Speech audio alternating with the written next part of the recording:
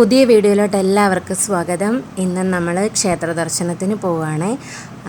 അപ്പം ഞാനും ബിച്ചൂട്ടനും ദേവൂട്ടനും പിന്നെ എൻ്റെ പപ്പയും അമ്മയും എല്ലാവരും ഉണ്ട്.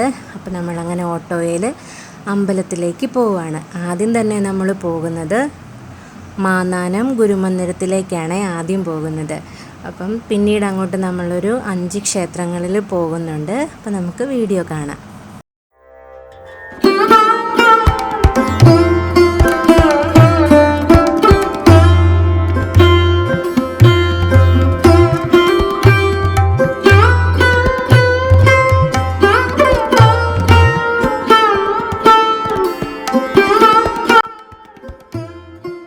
ഗുരുമന്ദിരത്തിൽ നിന്ന് തൊഴുതിറങ്ങി നമ്മൾ പിന്നെ അടുത്തത് പോയത് മാന്നാനം കൊട്ടാരം ദേവീ ക്ഷേത്രത്തിലേക്കാണ്.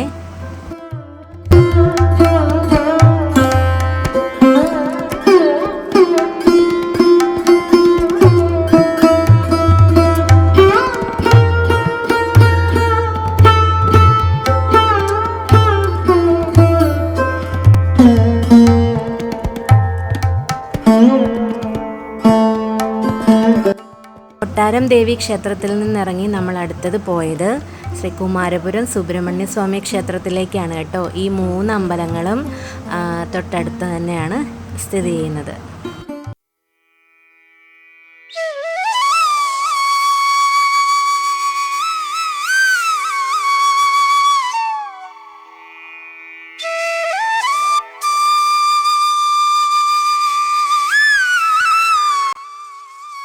ഇനി നമ്മൾ പോകുന്നത് ശ്രീരാമ ഹനുമാൻ ക്ഷേത്രത്തിലേക്കാണ്.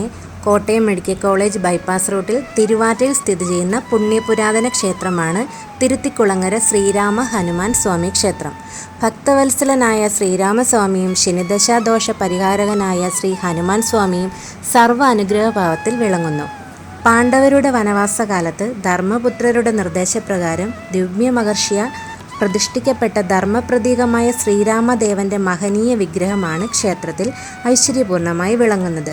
എന്നാൽ പിന്നീട് ദേവപ്രശ്നവശാൽ ഹനുമാൻ സ്വാമിയും സാന്നിധ്യം ദൃശ്യമാവുകയും ഉപദേവനായി ഹനുമാൻ സ്വാമിയെ പ്രതിഷ്ഠിക്കുകയും ചെയ്തു.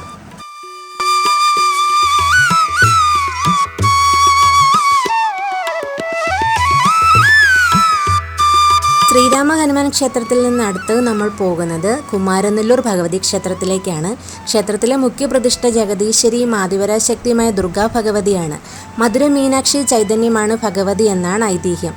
കുമാരനെല്ലൂരമ്മ എന്ന് ഭഗവതി അറിയപ്പെടുന്നു. മഹാകാളി, മഹാലക്ഷ്മി, മഹാസരസ്വതി, പാർവതി, ഭുവനേശ്വരി തുടങ്ങിയ ആദിപരാശക്തിയുടെ വിവിധ ഭാവങ്ങളിൽ ആരാധിക്കപ്പെടുന്നു. പരശുരാമൻ പ്രതിഷ്ഠ നടത്തിയ 108 ദുർഗാക്ഷേത്രങ്ങളിലെ ഭഗവതിമാർ ഒന്നിച്ചു വന്ന് താമസിക്കുന്ന ഇടമാണ് കുമാരനെല്ലൂർ എന്ന് വിശ്വാസം. ക്ഷേത്രത്തിൻ്റെ തെക്കേ ഭാഗത്തെ പ്രത്യേക ശ്രീകോവിലിൽ കിഴക്കോട്ട് ദർശനമായി പ്രത്യേക പ്രാധാന്യത്തോടെ പരമശിവന്റെ പ്രതിഷ്ഠയുണ്ട്.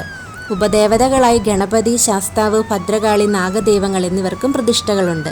കേരളത്തിലെ 108 ദുർഗാലയങ്ങളിൽ ഒന്നാണ് ഈ ക്ഷേത്രം. വൃശ്ചിക മാസത്തിൽ രോഹിണി നാളിൽ ആറാട്ട് വരത്തക്ക വിധത്തിൽ നടത്തപ്പെടുന്ന 10 ദിവസത്തെ ഉത്സവവും ഇതിനിടയിൽ വരുന്ന തൃക്കാർത്തികയുമാണ് ക്ഷേത്രത്തിലെ പ്രധാന ആണ്ടുവിശേഷങ്ങൾ. അങ്ങനെ 5 ക്ഷേത്രങ്ങളിൽ ദർശനമൊക്കെ നടത്തിയതിന് ശേഷം ഞങ്ങൾ തിരിച്ച് വീട്ടിലേക്ക് പോരുകയാണ്. അപ്പം നമ്മുടെ വീഡിയോസൊക്കെ ഇഷ്ടമാകുന്നുണ്ടെങ്കിൽ ലൈക്ക് ചെയ്യാനും ഷെയർ ചെയ്യാനും കമൻറ്റ് ചെയ്യാനൊന്നും മറക്കരുത്. മറ്റൊരു നല്ല വീഡിയോയിലൂടെ നമുക്ക് വീണ്ടും കാണാം.